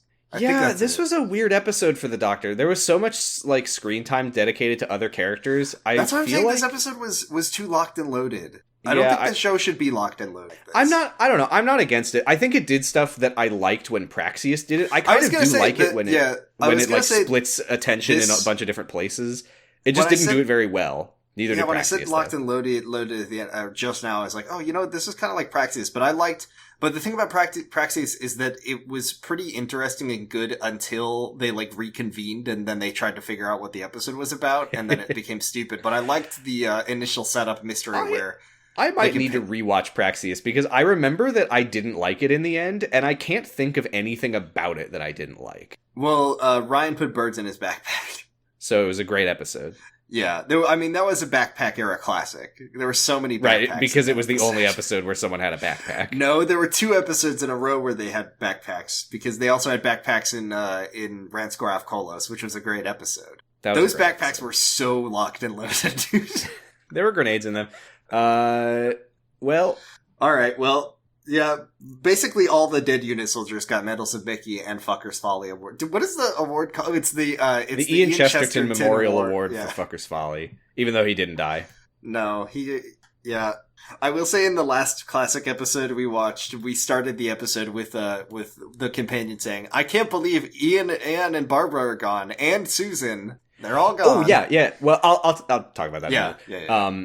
Also, if you look at my screen, you'll see that when I loaded up the spreadsheet, it was already randomed onto Wild Blue Yonder, so that's sad. Pain. I mean, it's possible that it will roll it twice in a row, but very unlikely. Which Doctor, Jordan? David Tennant, new season. Shooty got one 14. I don't want a Christmas special.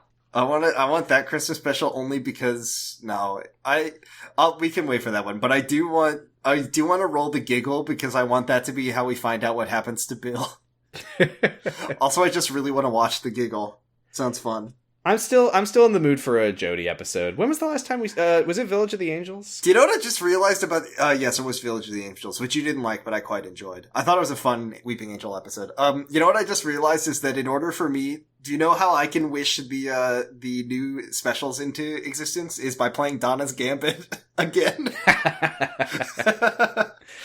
Man, we still haven't seen Donna properly. We have not properly That's seen so Donna. Nuts. Is it really? Because I think End of Time is a special. Yeah. Look at that fucking wasteland of season 4. We've seen a lot of season 9, by the way, I feel like. Or series 8. No, series 8 is the one. Wait. Yeah, this is our 3rd episode of series 9. Yeah. Unless you count Last Christmas. I never know how to count the Christmas specials. I count them on the season they come after. But I think I took this from Wikipedia. I've got Last Christmas and Husbands of River Song as season 9. I don't know. Anyway, it doesn't matter. You're saying Tenet? Tenet. Give us season 4. I want Whitaker. Let's go. It's Matt Smith. Ooh. It's series 5, episode 4. Wait. The Time of Angels. Time of Angels. I remember this one. Oh, it's the Flesh and Stone. It's part 1. We're circling back around to like one of our first episodes. Oh shit! That's exciting. Yeah, we got Father Octavian. I'm excited for that. That'll be fun. Yay! We're finishing a 2-parter finally. We're gonna get some bones crunching. Is this the second 2-parter we finished on the main feed? What was we've got Doomsday and Ghosts, whatever. Ghosts, Army of Impossible Ghosts. Planet and Satan Pit. Man, those were some wild episodes. Good ones. Is that it? Is that the only 2-parters we finished? The only 2 we finished, yeah. Wow. No, we had 3. Very, very, very big. It's going to be so wild when we get Hellbent. Or Heaven Sent. Heaven Sent. That's going to be crazy. Also when we get Hungry Hungry Hamburgers Part 2, The Munching, the true meaning of Christmas. Flesh and Stone was our 5th episode. Yeah, that was a very early one. And that was our first episode with River Song, and I think it was our first episode with the Weeping Angels. Yeah. Oh, that's fun. We're gonna get to see Amy Pond again. That's always a treat. It feels like we never see her. I know. It's very funny because that is like, for me, that was like my quintessential Doctor Who memory experience was like being 14 and watching specifically like the Tumblr era was like, I love Matt Smith and I love the Ponds. So, that's like what I think of when I default think of Doctor Who for some reason. And it's like the ones we barely ever see Amy and Rory and we barely ever see. Yeah. Is that weird? I think it's weird. Do you see this? What? I guess that in the middle of this episode, what is this? During the cliffhanger ending of the first broadcast, an animated graphic was shown in some regions, showing Graham Norton revealing a banner trailing his show Over the Rainbow. According to the BBC, the overlay graphic was run 20 seconds too early. They apologized after receiving over 5,000 complaints. Yeah, we saw in the previously on that week, I can't believe I still remember this, but yeah, the doctor was like, I think he said like, everyone jump or something, and then he like shoots at something. And yeah, there's an image of this giant like cartoon character banner as the doctor's pointing a gun. That is so funny. Good stuff. Yeah. You really fucked it up, BBC. It's the We're only a bunch time of they've idiots. It's the only time I've ever done anything bad. Didn't we learn that, like, during the pilot of Doctor Who, they, like, played some Graham Norton audio or something? No, you're thinking of during Army of Ghosts when Graham Norton was interviewing a ghost. Great. Well, anyway. That'll be fun. Oh, no, wait, it says this. Norton also had an adverse effect in some regions on the broadcast of Rose, with his voice being heard in the opening minutes. He said, Earth, 8 billion people. Very strange. Graham Norton is kind of the master. I'm excited for next week. Me too. Graham Norton is kind of the master. Why am I excited for next week? We're going to be dealing with the master going, shut up, shut up. The master? You mean the doctor? What's the difference? No, I did mean the doctor. Yeah, but like, for me, because, I don't know, I feel like you gave that episode a D+. What the fuck is wrong with me? We were so uncalibrated at the start of Doctor Who. We had so few data points that I was like, this sucks, D. I might watch the second part too. I didn't do that for the Satan Pit, but I think that it might be Angel good to Bob, finish. Angel watch Bob, it all in one go. Bones crunching. It'll be really interesting to. I don't know. My thought about Matt Smith, Amy Pond, Rory is like we barely ever see them, so I feel like I'm kind of like immunized to his annoyingness. So I'm always like, yeah, you say that now. I know. So initially I'll be like, good old Matt Smith, and then it'll be like, frumpty wobsy wazzy woo, and I'll be like, fuck you.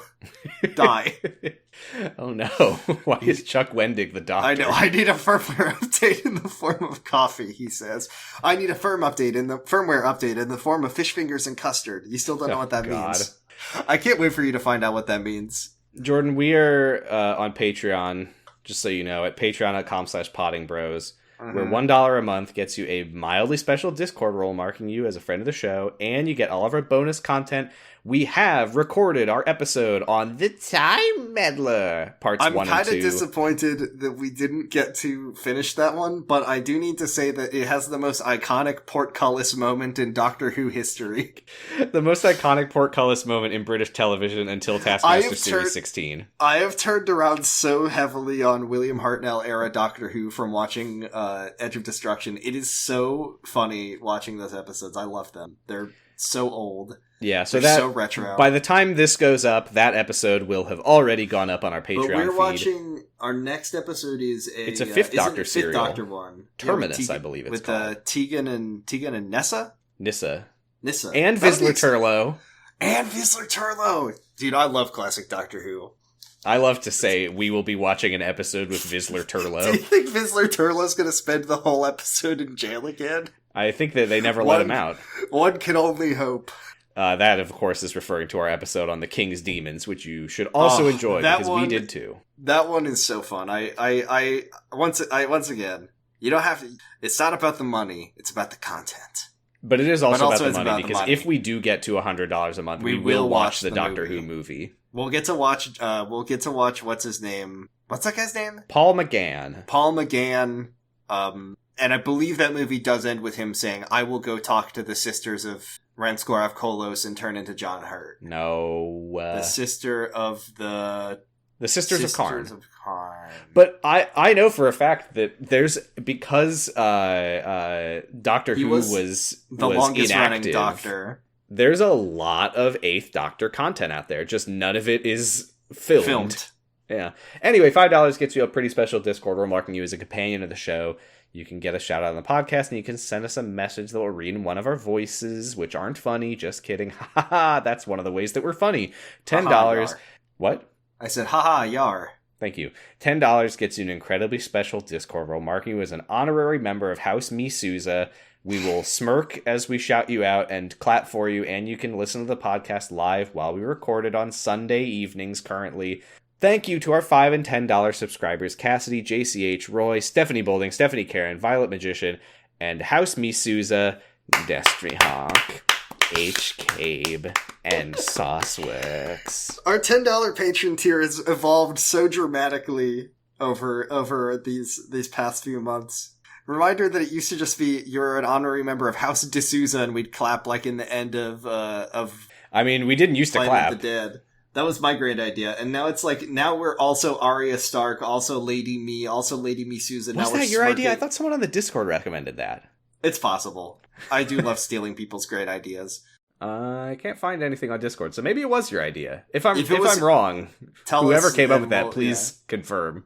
And now we're sorry, I'm just looking at all the times on our Discord that someone has said the word clap, and it's really good. Kyle brings Jessie to a surprise wedding and says, "Will you marry me?" And she says, "I do," and everyone claps, even Brian Taylor. Oh, good times. Everyone from Kyle XY was at that wedding. Including please listen to Kyle XY. God, please listen to Kyle XY.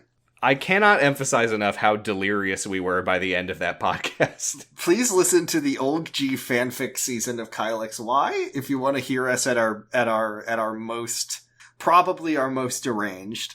Anything else, Jordan? We're on co-host at Dr. Huh. I'm on co-host at Positive Stress. You can listen to my other podcast, Sounds About Light, where we are currently making our way through the Kingdom Hearts mobile game, Kingdom Hearts Unchained Key, and having a grand old time. That sounds fun. You can check out my other podcast, Kamurocho Radio, which is about Yakuza. You can follow me on Tumblr at Kiwame Breakfast. You can follow us on Tumblr at drhuh.tumblr.com. You can send us asks. I always forget to say, you can send us asks on our Tumblr, which we will answer on the show. No one has done that. I checked it. Goodbye. Ever. We're hosted on noisepace.xyz, where you can listen to other great podcasts like The Sonic Hustle, formerly The Sonic Shuffle. You can listen to Forward ReZero, which you were on. I was on Forward ReZero. You can listen to Gay Friends Chainsaw Dog Sanctuary, which is about chainsawmen. You can listen to Local Service Only about The Prisoner. I started watching The Prisoner a few weeks ago, and it is very good. And I've only seen a couple episodes, but it's a pretty cool show, folks. It's got an incredible theme song intro sequence where he drives around in a really silly little car. Yeah, based on the actions of the Third Doctor. He was inspired. Be seeing you. Okay. Sam, can you say the Doctor's Prayer however you want to say it this week? I'll say it backwards. Time through path your light, Doctor, the may and. Is that okay? I'm pretty impressed that you were able to do that. Did you have it pulled up in front of you, or did you Of course I had it pulled up in front of me. I was very impressed for a second. Thank you for believing in me. May your life flow like a river. May your days smell sweet as a rose. May your nights be calm and still as a pond. May you be as lucky as an ace in a game of blackjack. Harkness. And may Dr. Funkenstein light your path through time. And may the Zygons lightening your death with tentacles. And may Clara shoot you out of the sky with a big Call of Duty rocket launcher. And may Clara be released from her pod only to get shot by a bird and die.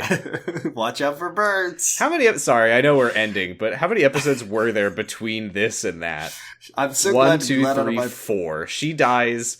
Oh no, sorry, the episode Face the Raven. I think she dies 3 episodes after this. I'm so glad to be let out of my pod. Now to take a big sip of coffee and walk down the street. Now to tape a big bag of birdseed to my chest and walk down the street. Okay, Dr. Bye. Oh, Dr. Bye. Excelsior. Excelsior.